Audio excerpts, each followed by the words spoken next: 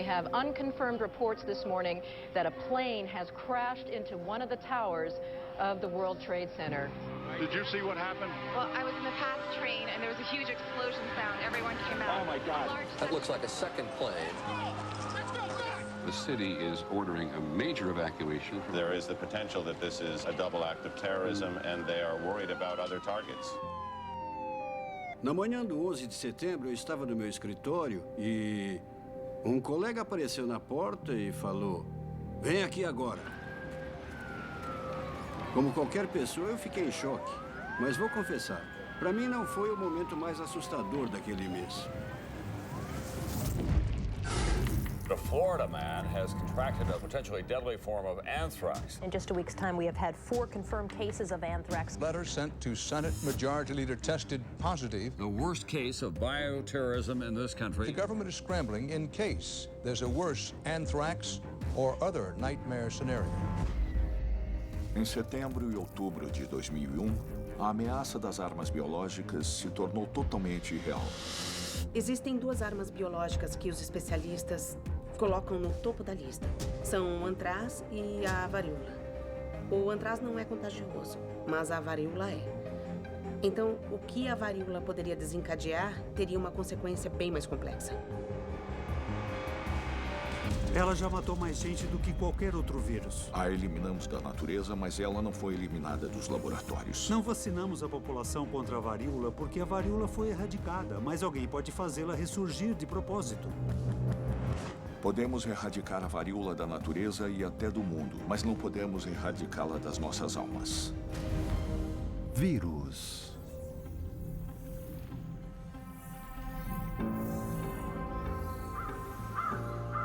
Os vírus existem há milhões ou até bilhões de anos. Os vírus moldaram a história e a evolução das pessoas. Eles são onipresentes e existem em várias formas e tamanhos. Se eu pegar uma colher de chá de água do mar, posso achar milhões de vírus nela, em uma colher de chá.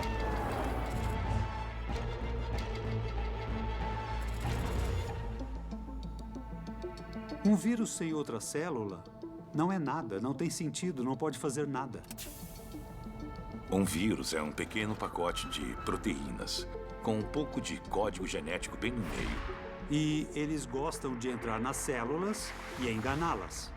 Eles são cavalos de Troia que invadem o maquinário celular para fazer mais cópias de si mesmos. E é aí que ficamos doentes. Os vírus têm a capacidade de evoluir, sofrer mutação. Muita gente pensa nos vírus como inimigos que esperam para nos machucar. Eu não penso neles assim. Os vírus não são só ruins. Ser ruim é só um jeito de ser um vírus. Eles são uma parte essencial da vida. Então a luta continua e o vírus muda para se acomodar. Nosso trabalho é tentar evoluir mais rápido que o vírus. Varíola.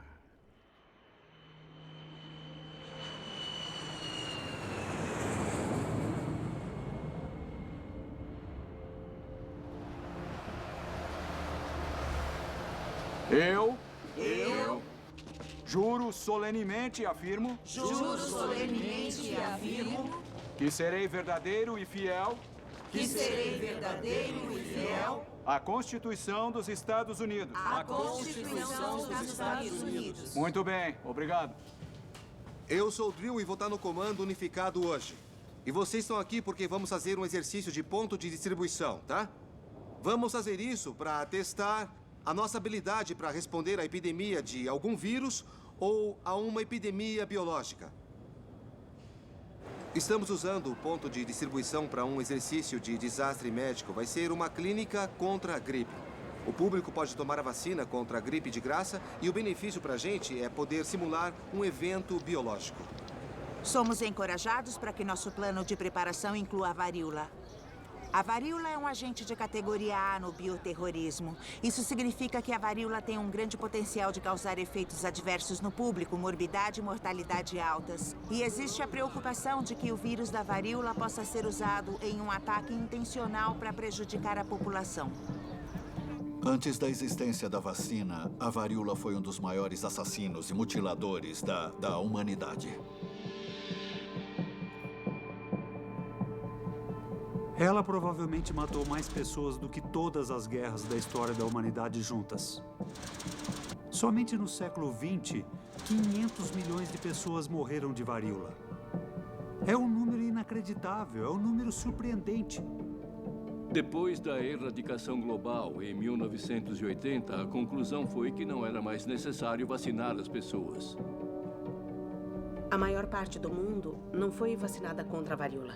Então, estamos basicamente numa época em que muita gente ficaria bem suscetível à infecção por varíola.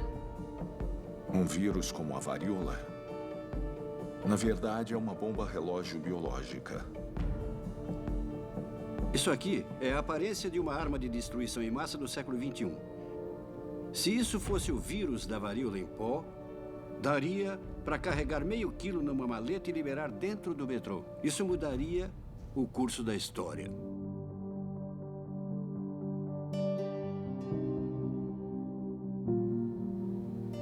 A varíola é a doença mais horrível e devastadora da história humana e causou mais morte e sofrimento do que qualquer outra doença infecciosa humana. A chance de contrair varíola durante a vida era de mais de 30%. Se o paciente sobrevivesse, podia não dar tanta sorte, porque as cicatrizes ficavam bem feias. Ela matou reis, rainhas, príncipes, princesas, czares. A princesa Maria I da Inglaterra, o marido dela, Guilherme II, a rainha Maria II da Inglaterra, Luís I da Espanha, Luís XV da França, imperadores chineses e até a Pocahontas supostamente morreram de varíola. Os europeus a trouxeram para as Américas com eles. Quando analisamos o que aconteceu com os nativos americanos, a varíola foi bem mais devastadora do que o exército americano. A varíola dizimou os nativos. O George Washington teve varíola antes de virar presidente. O Abraham Lincoln contraiu varíola durante a presidência. Na verdade, ele já apresentava os primeiros sintomas quando fez o discurso de Gettysburg. O ortopox vírus é o que causa varíola. Com certeza é um dos maiores vírus que existem. É possível enxergá-lo em um microscópio simples. O vírus da varíola tem um genoma enorme. Por exemplo, o genoma do HIV tem só uns 10 genes. O ebola tem 7 genes. A varíola tem 200 genes. O vírus tem forma de haltere, é envolto por 2 membranas e revestido por vários tubos, como os espinhos de um porco-espinho. A varíola só deixa os humanos doentes. Muitos vírus que afetam as pessoas também infectam algumas outras espécies. Mas para a varíola, somos o único hospedeiro. É totalmente inerte. É uma cápsula com 2 filamentos de DNA. E eles não fazem nada até entrarem em uma célula. Aí eles dominam essa célula e fazem com que ela produza mais deles. A varíola pode se espalhar através de gotas minúsculas de saliva que saem da boca de uma pessoa infectada quando ela tosse ou fala. Se alguém inalar uma dessas gotículas, é o suficiente para contrair uma infecção que pode facilmente ser fatal. Depois que esse vírus invade uma pessoa, durante até 14 dias ela vai se sentir perfeitamente bem. Só então essa pessoa vai começar a sentir febre. Em algum tempo surgem erupções, caroços vermelhos. E esses caroços viram bolhas. Bolhas e depois pústulas. As pessoas que têm a forma branda da doença podem ficar só com cerca de 1 dúzia dessas lesões. Nas pessoas que têm a forma grave da varíola, elas são confluentes. Se espalham pelo corpo todo. Esses pacientes não querem se mexer, não querem nem dobrar uma junta, porque a pele começa a sangrar, começa a doer. E isso é um dos maiores sofrimentos que alguém pode imaginar. Quando a varíola invade o corpo, a mesma erupção que acontece por fora na pele ocorre na garganta, pulmões, esôfago, estômago e intestinos. É horrível. Não existe tratamento. Só tentam manter o paciente confortável. A taxa de mortalidade variava entre 20% e 50%. Os médicos nunca conseguiram determinar exatamente por que um paciente morria de varíola. Ela é capaz de simplesmente arrasar, devastar e acabar com o sistema imunológico humano. A varíola é um verdadeiro monstro. A erradicação da varíola foi de longe o maior sucesso da saúde pública. Se livrar do fardo da varíola mudou o mundo. Agora o desafio é, e se ela voltar? Ninguém quer pensar nisso. Como uma vitória tão incrível pode se perder? Mas a verdade é que a varíola só vai voltar se alguém quiser esse retorno intencionalmente. Por muitos anos, as pessoas tinham medo de que a varíola pudesse ser recriada em laboratório. É uma grande preocupação. Em 2016, um cientista do Canadá, David Evans, pediu partes de DNA de um laboratório da Alemanha, juntou essas partes e fez o vírus da varíola equina. Os vírus da família da varíola são parecidos, mas só a varíola é devastadora para os humanos. Mas se conseguiram combinar genes para produzir a varíola equina, é possível fazer a varíola com a mesma facilidade. Ninguém nunca tinha produzido um vírus relacionado à varíola até então. O Dr. Evans foi o primeiro a fazer isso. E isso teve muito impacto para os cientistas e para o pessoal da Segurança Nacional, porque a tecnologia e as técnicas de produção da varíola equina seriam exatamente as mesmas necessárias para produzir a varíola. Se a varíola reaparecer do jeito que era antigamente, entraria num mundo que tem pouca gente vacinada e isso seria devastador. No século XVIII, a varíola era um pesadelo sem fim. As pessoas sempre tinham medo da próxima epidemia de varíola que podia matar uma família inteira. Então, um dos médicos mais importantes que já viveram, se pensarmos no número de vidas que ele salvou, foi Edward Jenner, porque ele introduziu todo o conceito de vacinação. Isso mudou o mundo, mudou tudo. O que o Jenner criou foi uma coisa genial. O Jenner era um médico do interior que observava e ouvia com cuidado. Ele percebeu que as ordenhadoras que ficavam em contato com as mamas das vacas pareciam não pegar varíola. E ele começou a pensar que podia ter alguma coisa aí, que podia existir uma ligação. E já se sabia que as vacas pegavam uma doença que parecia uma versão bovina da varíola. Então ele pensou e concluiu que talvez a varíola bovina protegesse os humanos da varíola. Foi uma coisa incrível chegar a esse tipo de conclusão. O Edward Jenner não fazia a menor ideia de como era a biologia molecular das coisas naquela época. Então ele fez um experimento que nos deixaria horrorizados hoje. Em 1796, o Jenner pegou um menino de 8 anos chamado James Phipps e esfregou um pouco de pus de varíola bovina no braço desse menino. Ele ficou com uma bolha, teve um pouco de febre, se sentiu mal por alguns dias e depois melhorou. E o Jenner, é claro, queria testar se ele tinha ficado protegido contra a varíola. E aí ele tentou infectar o menino com varíola. Hoje em dia diríamos, você não pode expor uma criança à varíola, mas na verdade não aconteceu nada. Ele não pegou a varíola. O vírus da varíola bovina não era letal para os humanos, mas causava uma infecção branda que às vezes nem era percebida.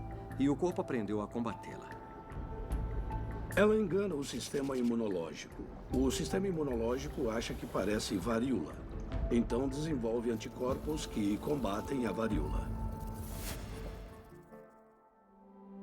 O nome vacina vem originalmente da palavra em latim vaca. O Jenner chamava a varíola bovina de variolae vaccinae, o que significa varíola das vacas. Então foi daí que surgiu o nome vacina. Isso é uma árvore. Mas alguém vai tentar te convencer aos gritos que isso é uma casa. Pode haver uma casa na árvore aqui. E esse alguém é o Pete Nelson. Ser ou não ser árvore? Eis a questão. Pronto pra ação. Vamos lá. Bom trabalho, galera. Tadã! Ai, meu Deus. Uau. Casas na Árvore. Nova temporada. Estreia nesta terça às 10h15 da noite. Só no Animal Planet. Apresentamos nós, o pessoal que trabalha no Booking.com, o maior site de acomodações do mundo. A gente também usa mapas, se joga, faz maluquice, se molha, cansa e sente muita fome. Igualzinho a você. E aí, como podemos te ajudar? Malvino, posso te ajudar? Claro, eu quero essa TV 4K de verdade. Ela tem controle remoto único que vai acabar com isso aqui, ó. Ih, pode deixar, ó. Com o controle dessa TV, você pode controlar sua TV a cabo, seu home theater, seu videogame e vários aparelhos. Maravilha, levinho, hein? Posso tirar uma selfie com você? Oh, finalmente largou o controle. Largou, né? TV Samsung com controle remoto único. A 4K de verdade, sem pixel branco. Está difícil escolher sua TV 4K? Entre no site e descubra a sua 4K de verdade. Sem dúvidas, Samsung. Pai, já era. Black November GoDaddy. Seu negócio online com 70% de desconto. Criador de sites, o nome do seu site. Certificado SSL e e-mail personalizado por apenas R$ 6,99 por mês. Traga sua ideia para a internet. Acesse godaddy.com.br e aproveite. A dengue, zika e chikungunya ainda afeta muito a saúde dos brasileiros. E por isso, os casos de doenças e apoiando um grande... Nos campos de ciência e medicina, antes de qualquer mecanismo ser compreendido, usava a aprendizagem por associação. Essas são gravuras para ensino do começo do século XIX. Elas mostram lesões de vacinação diferentes. Esses desenhos eram usados para ensinar os médicos. Esse é o estudo do Dr. Edward Jenner. Também temos a escrivaninha e a caneta do Jenner. É um lugar onde uma coisa muito importante aconteceu. A vacina do Jenner podia ser facilmente aplicada em qualquer pessoa que precisasse. Muitas vidas foram salvas desse jeito.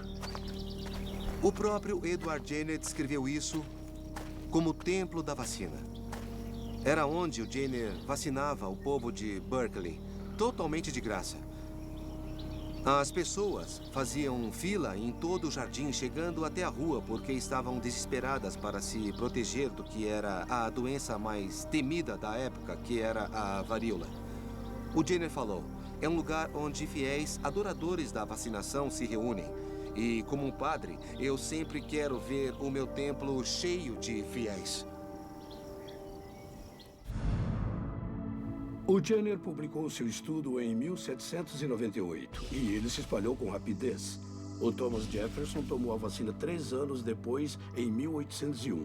E também vacinou sua família, seus escravos, seus vizinhos.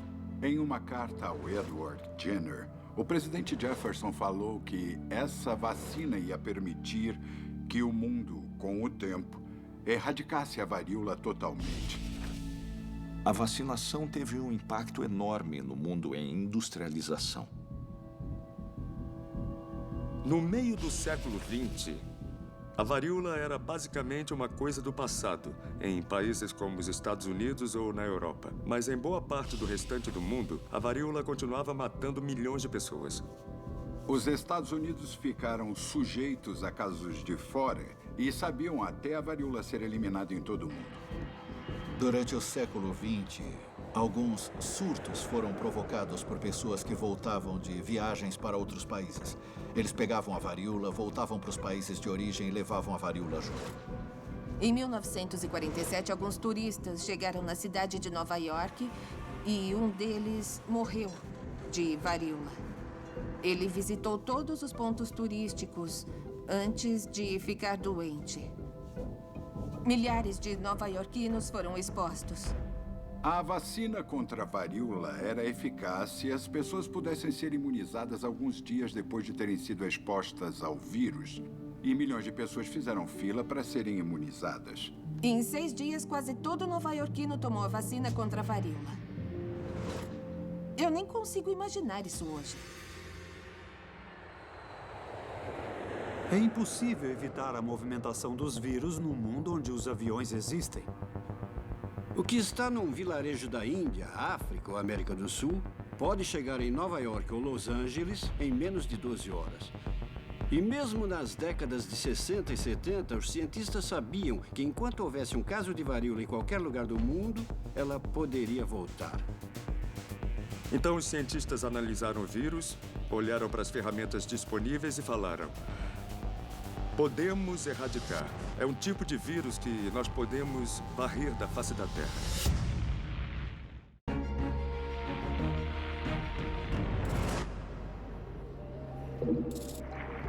Quando nós temos um vírus ou doenças e pensamos em um tratamento, é uma guerra.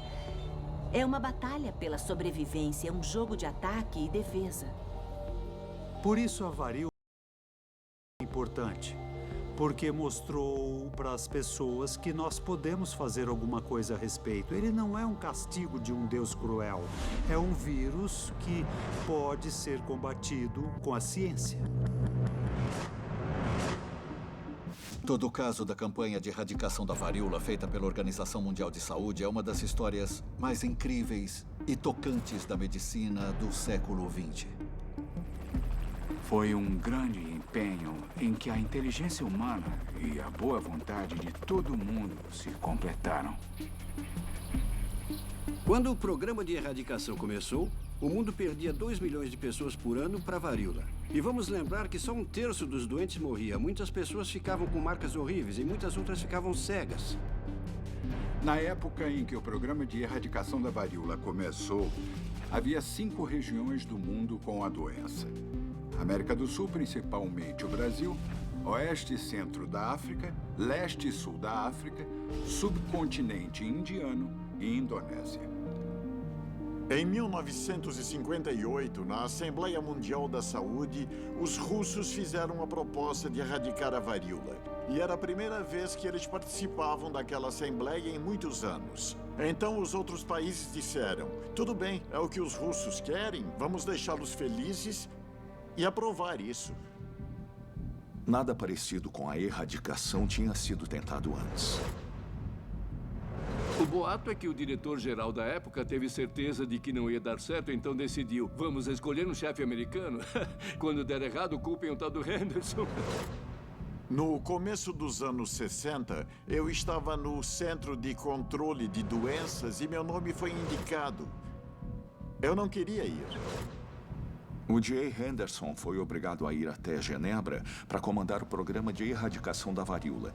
Ele coçou a cabeça e ficou pensando: e agora, como vamos fazer o equivalente ao pouso na Lua com esse vírus? Era como mergulhar em águas profundas e desconhecidas. Começaram com 23 países da África onde sabiam que tinha varíola. Nossa estratégia era vacinar toda a população. Estamos falando de centenas de milhões de pessoas. Em uma ocasião, eram 6.800 epidemias. E, bom, cada epidemia podia ter centenas de casos. Até olhando agora, parecia impossível lidar com 6.800 epidemias de varíola de uma vez. Mas nós acreditamos que aquilo podia ser feito. A vacina contra a doença era muito boa. E não dava para esconder o vírus. Se uma pessoa pegava a varíola, a gente conseguia encontrar. O oeste da África foi considerado a região mais difícil, porque era densamente povoada e também tinha a pior infraestrutura. Em dezembro de 1966, ficamos sabendo de uma epidemia de varíola no leste da Nigéria. Mas não tínhamos tantas vacinas, só um pouco, não o suficiente. Então, não podíamos fazer uma vacinação em massa. Então, fizemos o seguinte: nós usamos a rede de missionários que iam até a rádio toda noite e informavam novos surtos. E com um mapa diante de mim, eu dividi a área e pedi que cada missionário mandasse agentes aos vilarejos da sua área no dia seguinte. 24 horas depois, eu sabia exatamente onde os casos de varíola estavam. Então, nós conseguimos pegar uma quantidade pequena de vacinas e ir em vilarejos determinados para fazer a vacinação. Os surtos acabaram tão rápido que nós ficamos impressionados. O Bill Foege criou por acaso o conceito do que chamamos de vigilância e contenção ou vacinação em anel. E isso aconteceu porque eles não tinham vacinas o suficiente. Vacinaram quem teve contato com os doentes. Em pouco tempo, na mosca, ele desapareceu, porque o vírus não tinha para onde ir. De certo modo, nós pensamos mais que o vírus da varíola. O que não é difícil quando percebemos que ele não tem cérebro, mas foi o que tentamos fazer. Um a um, outros países conseguiram realizar isso. E em 1973, a Índia era o maior problema. Em 1974, a Índia tinha mais ou menos 500 milhões de habitantes. Eles moravam em cerca de 120 milhões de casas, em umas 500 mil vilas, em 21 estados. Para erradicar a varíola, nós teríamos que visitar cada uma das casas da Índia. E foi o que fizemos. Visitamos 120 milhões de casas na Índia, todo mês, por uns 20 meses. Fizemos mais de 1 bilhão de atendimentos. Foi uma cruzada. E não nos inspiramos apenas um no outro, e sim no fato de que, meu Deus, podemos nos livrar de uma doença. Nós fizemos um avanço gradual com a equipe indiana, até conseguirmos provar que estávamos contendo mais surtos do que registrando novos. E isso foi essencial. Parecia que estava acontecendo. E em fevereiro de 1974, eu finalmente concluí com o Bill que podíamos conseguir. Eu acho que aquele último ano deve ter sido o caso mais incrível de saúde pública que eu já vi em toda a história da saúde global. Em todo o mundo, nós conseguimos ir de 10 milhões de casos e 2 milhões de mortes por ano a 0 em apenas 10 anos.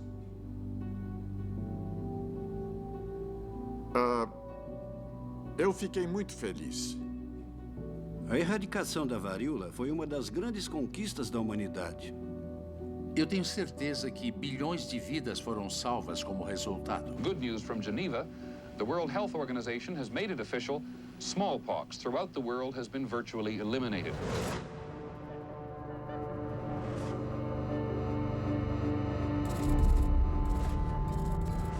Depois que a erradicação foi declarada em 1980, ainda havia amostras do vírus da varíola pelo mundo. Um acidente, um caso confirmado seria uma pandemia.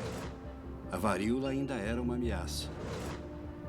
Hospitais de todo o mundo tinham amostras de sangue e amostras de pele das pessoas com o vírus que foram coletadas durante as epidemias de varíola. E todo esse material era infeccioso.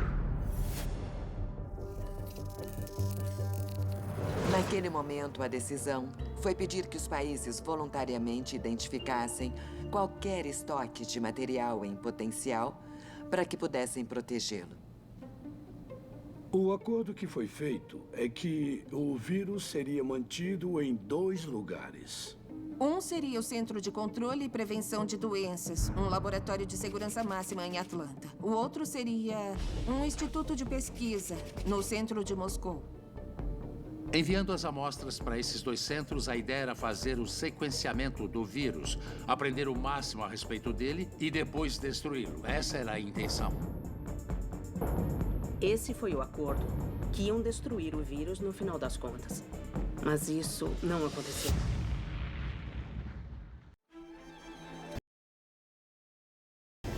Na natureza, tudo é paz e tranquilidade. Até que, de repente... Incrível! E eu tenho todas as segundas, às 9h20 da noite. Só no Animal Planet.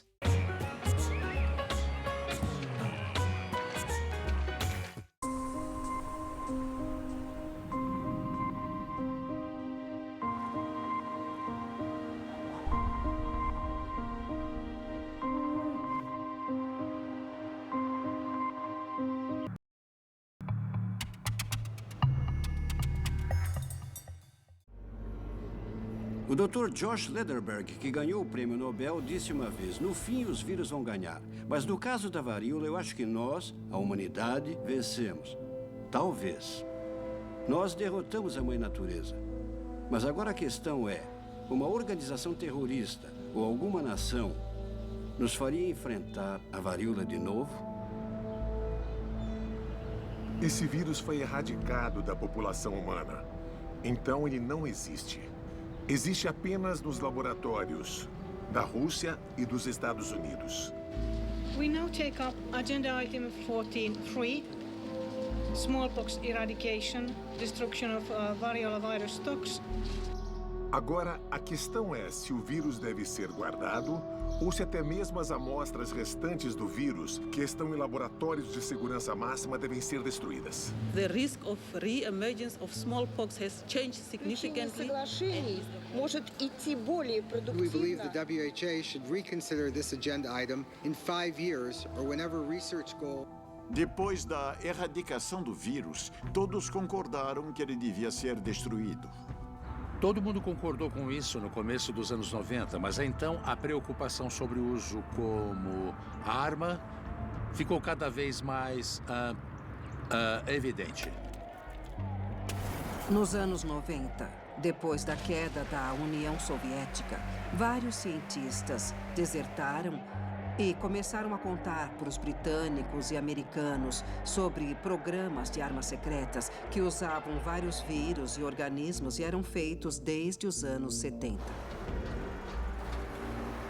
Então, um desertor chamado Ken Alibek apresentou evidências de que a União Soviética tinha laboratórios espalhados de São Petersburgo até a Sibéria. Ken Alibek era do Cazaquistão e era vice-diretor de Biopreparat, o programa de armas biológicas ofensivo da União Soviética.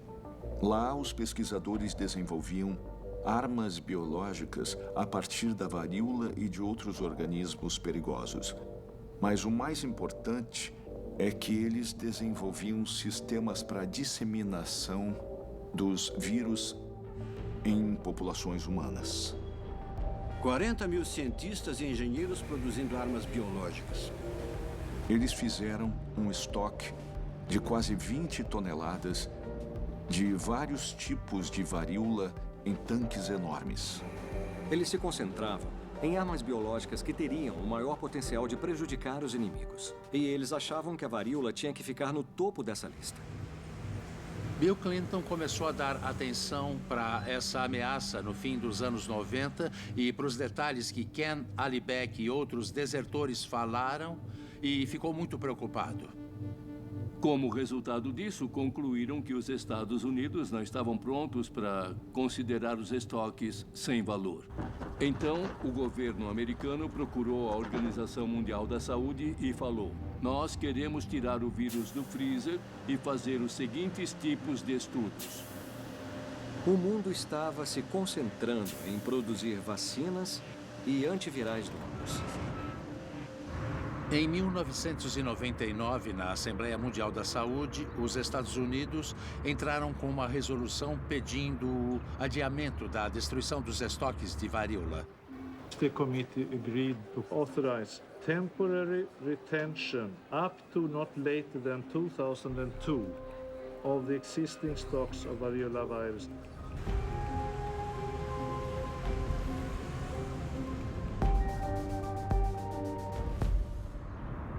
E então aconteceu o 11 de setembro e os ataques com atraso nos Estados Unidos. From Australia to Asia to the Americas, fear over anthrax has gone global. This war on terrorism is going to continue for an indefinite period of time. Os argumentos ficaram mais favoráveis à retenção do vírus porque todo mundo estava com medo. Nós não estávamos prestando muita atenção na varíola. Na época, eu nem fazia parte do governo. E no domingo, logo após o ataque, eu fui chamado para uma reunião com o secretário da Saúde, porque nossa posição sobre os estoques de vacina contra a varíola não estava muito clara. Alguém estimava que talvez houvesse 20 milhões de doses. Mas, no fim, o número era de 90 mil. 90 mil doses de vacina contra a varíola para todo o país. O J. Henderson foi até a Casa Branca, deu uma volta por Washington, basicamente pressionou muita gente e conseguiu um monte de dinheiro. Nós avançamos com tudo. E em 18 meses já tínhamos 220 milhões de doses. O resultado final, e muito rápido, foi um estoque nacional de vacina contra a varíola para que cada cidadão dos Estados Unidos fosse vacinado caso houvesse uma emergência nacional ou global de varíola. Nós temos doses suficientes da vacina contra a varíola. Mas as pessoas precisam estar cientes de que a chance de usarem esse vírus como arma biológica não diminuiu nada.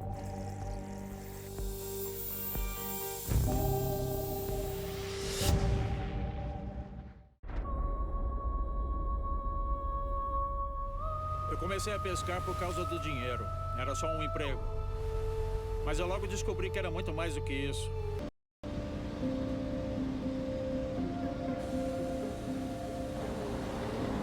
Eu acho que nós dissemos, desde o começo, que não é possível ter 100% de certeza de que não existe vírus em algum lugar por aí.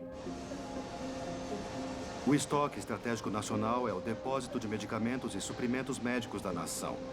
E achamos que ele pode ser necessário para responder a uma emergência de saúde pública nos Estados Unidos. O estoque estratégico nacional foi feito depois do 11 de setembro. É um depósito enorme de contramedidas, kits de diagnóstico, máscaras, vacinas, antibióticos, itens que podem ser usados em um grande evento de bioterrorismo. Nós temos vacinas para ameaças de várias doenças diferentes. Nos preparamos para coisas como antraz, botulismo e varíola. Nós investimos muito tempo nos preparando. E é para isso que estamos aqui e o estoque serve para isso.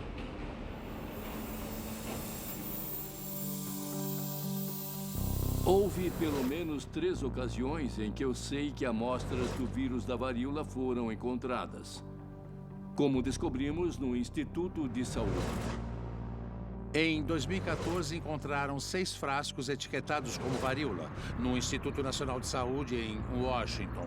E além de ser varíola, era um tipo potencialmente infeccioso de varíola. As amostras deviam ter ido para 2 freezers na Rússia e nos Estados Unidos. Mas nós sabemos que os soviéticos espalharam por todo o território deles, então... Será que já achamos todas? Algum dia vamos encontrar todas? Eu não acredito que existam só 2 amostras de varíola no mundo. Estão espalhadas em outros laboratórios, estão em outros freezers. De acordo com o Departamento de Estado, existem algumas nações suspeitas de possuir o vírus da varíola, seja guardando amostras antigas ou criando por meio de engenharia genética. E tem muita gente dizendo que pode criar. Hoje, a biologia sintética oferece o potencial para uma pessoa poder criar a varíola do zero em laboratório. A biologia sintética traz potenciais benefícios enormes para a humanidade. Nós podemos produzir alimentos, medicamentos, plantações e combustíveis novos. Mas também precisamos ter consciência dos riscos em potencial. E um desses riscos é a criação de vírus. O código de como a varíola pode ser produzida está disponível na internet. Existe um código de 4 letras no nosso DNA. Os vírus têm o mesmo código. Se alguém falar para um cientista, eu tenho a série de letras que representam o gene, eles podem fisicamente juntar os blocos de construção dos genes para construir o gene do vírus. É literalmente sequenciar cada letra química, cada A, C, G e T, na ordem certa, para conseguir toda a sequência de 200.000 letras do vírus da varíola. Um cientista recriou a varíola equina em laboratório, fazendo isso. Ele recebeu partes do DNA, juntou essas porções e criou um vírus infeccioso. Essa é uma prova de que isso pode ser feito e que nem se precisa de muito dinheiro. Produzir a varíola sinteticamente não seria nada trivial em um dos laboratórios mais sofisticados. Mas com a tecnologia atual, é bem possível. A nossa preocupação é que, no fim, fique mais fácil para as pessoas produzirem a varíola. E que alguém consiga fazer isso na cozinha, ou, sei lá, que alguém em um país onde não temos muito controle consiga fazer isso. As únicas coisas necessárias para produzir o vírus do zero são dinheiro e vontade. Daqui a 3 ou 4 anos, adolescentes do ensino médio vão poder fazer o que os melhores cientistas faziam em programas confidenciais dos anos 60. Não vai ficar mais difícil fazer uma arma biológica do que é agora. A cada dia que avançamos, fica mais fácil. Nós estamos no início de uma revolução nas ciências biológicas que está nos ajudando a entender como os organismos vivos funcionam. De vírus e bactérias a seres humanos. Mas, por outro lado, isso significa que não existem barreiras técnicas para indivíduos e grupos que criam e disseminam uma arma biológica poderosa. Todo o conhecimento e todo o material está aí disponível. A varíola é uma preocupação hoje. Mas o que mais me preocupa não é a varíola natural, mas a varíola produzida. Se eu fosse citar as piores hipóteses, a minha lista incluiria fazer alterações genéticas no vírus para que ele fosse capaz de infectar células, causar essa doença horrível e a vacina que temos agora não funcionar. Acho que é possível criar um vírus agora que passe por todas as contramedidas médicas. Eu estimaria que o custo de fazer isso ficaria entre $300 mil e $5 milhões. Uma quantia em dinheiro que está disponível a entidades não governamentais, além das entidades nacionais. As técnicas para conseguir produzir o vírus ou modificar outro estão disponíveis. E esse potencial, com certeza, é uma sombra que paira sobre a exploração pacífica da biologia. Nós não temos um mecanismo regulatório no planeta Terra atualmente que impediria alguém de fazer uma coisa dessas. Por mais assustador que seja, se nós quisermos estar preparados para um dia tão horrível, alguém tem que pensar sobre isso de maneira clara e muito profunda.